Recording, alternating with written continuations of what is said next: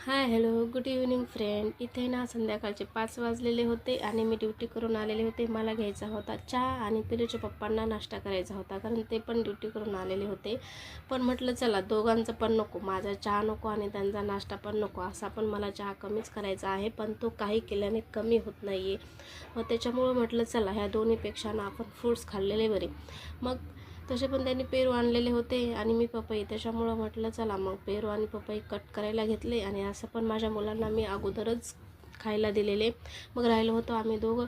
मग इथं पेरू वगैरे कट केला, मस्त वरून मीठ वगैरे टाकलं, चटणी टाकली आणि मग त्याच्यानंतर मस्त फ्रूट्स आम्ही खायला एन्जॉय करत करत खाल्ले. मग त्याच्यानंतर संध्याकाळच्या जेवणाची तयारी, तसं जेवण वगैरे बनवून घेतलं, पण मी काही व्हिडिओ बनवला नाही जेवण करताना.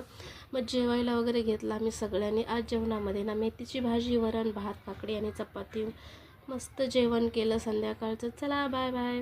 व्हिडिओ आवडल्यास लाईक आणि सबस्क्राईब करायला विसरू नका.